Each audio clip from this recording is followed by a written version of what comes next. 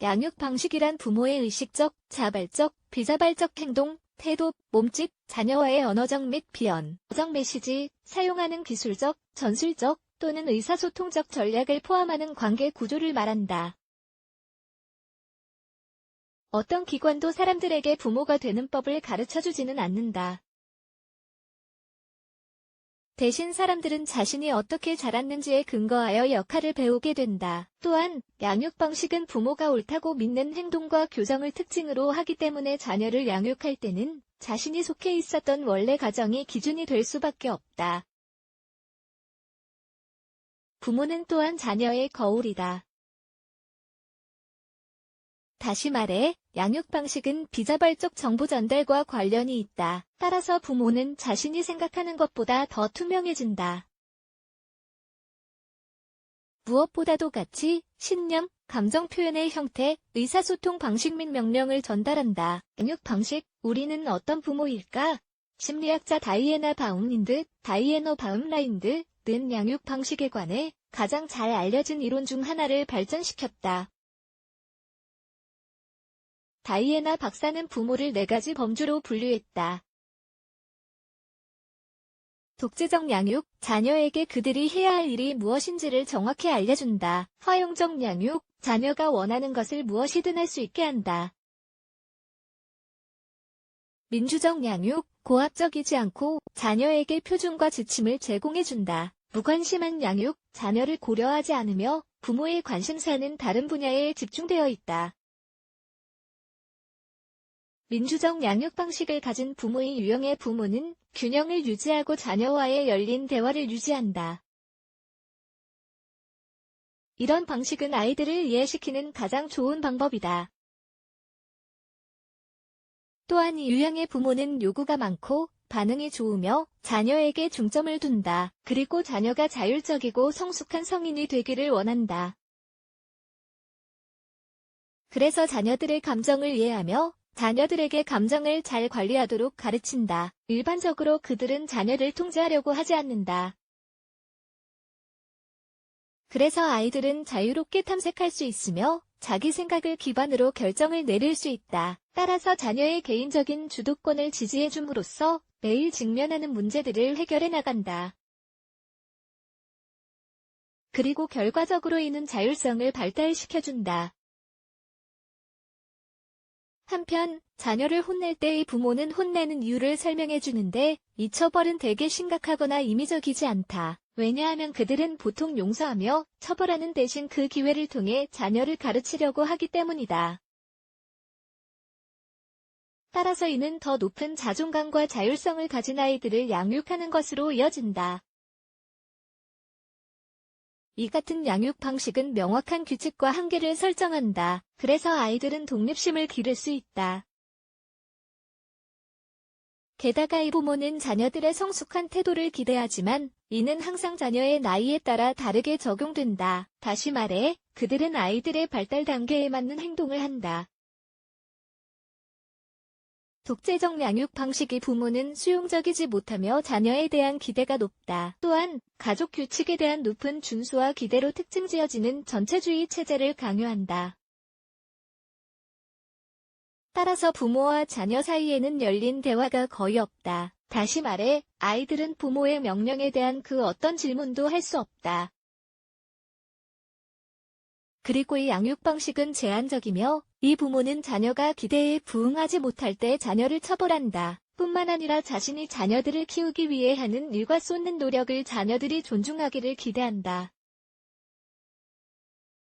이 부모는 대화를 장려하지 않으며 때로는 징계 조치로서 대화를 거부한다. 내가 말한 대로 할 때까지 말하지 마라라는 말을 쉽게 하며 자녀에게 하는 유일한 설명은 내가 말했으니까 뿐인 경우가 많다. 게다가 자녀의 요구에 덜 민감하며 문제를 논의하려고 하기보다는 자녀를 때리거나 소리를 지를 가능성이 높다.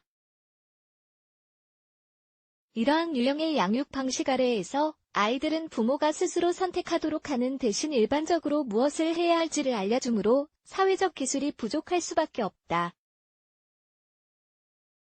이런 부모는 자녀에게 자율권을 주지 않고 징계만 하며 순종을 미덕으로 여김으로 처벌을 선호한다. 허용적 양육 방식 유형의 부모는 자녀의 요구와 욕구에 매우 민감하다. 또한 행동에 대한 기대치가 높지 않다. 그래서 이 양육 방식을 가진 부모는 매우 관대하다. 그러나 자녀에게 많은 것을 요구하지 않으며 자녀의 삶을 많이 통제하지 않는 경향이 있다. 그래서 아이들은 한계가 무엇인지 알지 못함으로 자제력을 기를 수 없게 된다.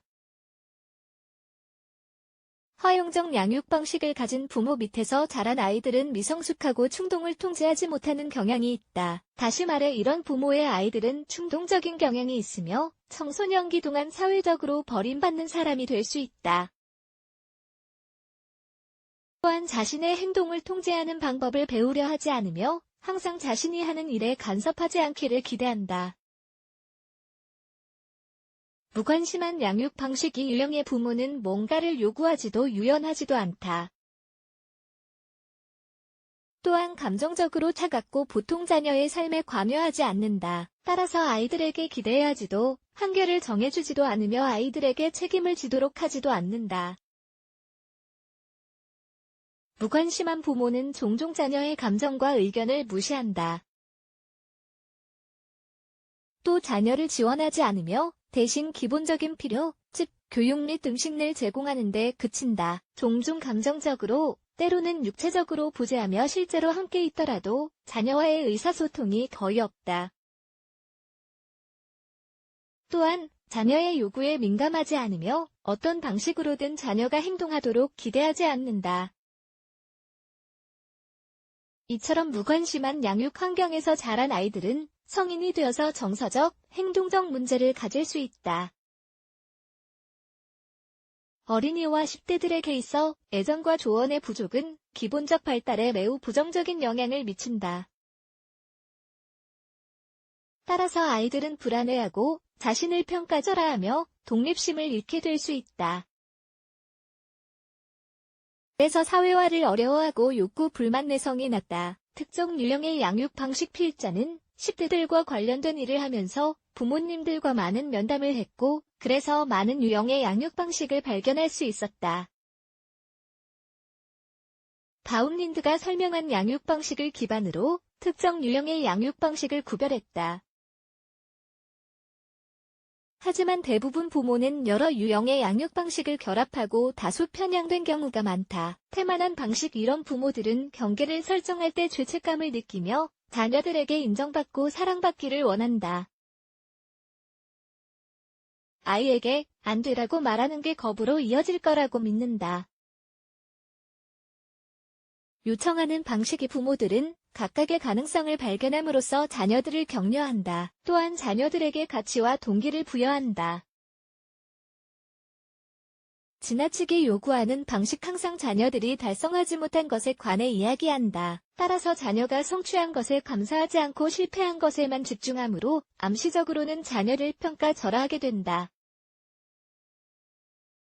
독재적인 방식 한계와 질서 이면에 있는 이유를 아이들에게 설명해주지 않는 독재자이다. 이런 부모에게는 자녀들이 원하는 건 중요하지 않다. 대신 자신이 생각하기에 자녀들에게 가장 적합하다고 여겨지는 것에만 초점을 맞춘다. 한계를 정해주는 방식 이런 부모는 효과적이고 명확하고 유연하며 설명 가능한 한계를 설정한다.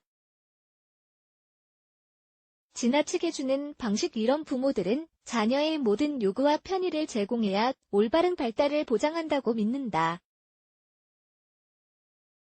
제한 없이 허용하는 방식 이런 부모들은 자녀가 원하는 것을 제한 없이 허용하고 자녀의 생각에 제동을 걸지 않는다. 즉, 자녀에게 한계를 설정해주지 않는다. 그래서 자녀를 제대로 안내하지 않는 경향이 있으며 그래서 결국 자녀들의 권위 아래에 있게 된다. 쉽게 만족하지 않는 방식 이런 부모는 자녀의 애정과 인정을 필요로 하며 자녀를 기쁘게 해주고 그들로부터 가치 있게 여겨지길 바란다. 그리고 자녀가 가장 좋아하는 곳은 바로 집이라고 확신한다. 과도하게 보호하는 방식 이런 부모들은 자녀를 과도하게 보호하고 독립심을 장려하지 않는다. 기본적으로 자녀에게 무슨 일이 생기진 않을까 두려워한다. 그래서 행동하고 자녀를 위해 모든 것을 하려고 한다. 투영하는 방식. 이런 부모들은 자신들의 좌절된 욕망을 자녀에게 투영시키려고 한다. 그래서 자신이 할 수 없었던 일들을 자녀가 이루어주기를 바라며 막상 자녀의 바람은 들으려고 하지 않는다. 제공하는 방식. 이런 부모는 자녀를 지도한다. 자녀에게 조언하지만 그들이 스스로 결정을 내릴 수 있는 자유도 준다. 예를 들어, 이 부모들은 독립을 향해 나아가기 위한 디딤돌로서 물질적인 것들을 제공해준다. 자녀가 언젠간 자신들을 떠나야 할 것임을 알고 있기 때문이다.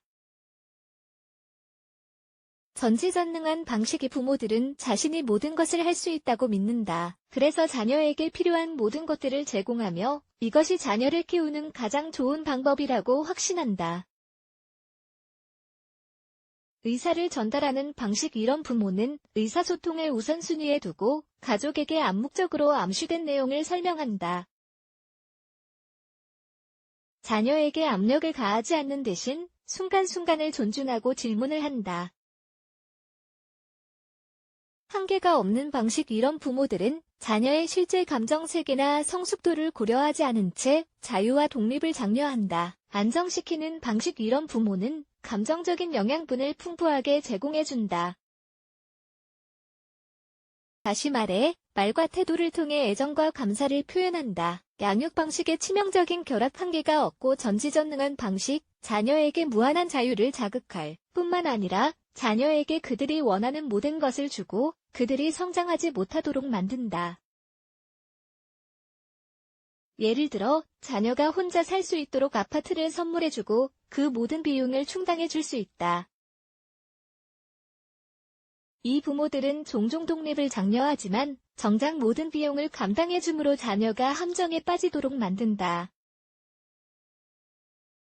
성과 악의 방식. 독재적인 동시에 태만한 방식일 수 있다.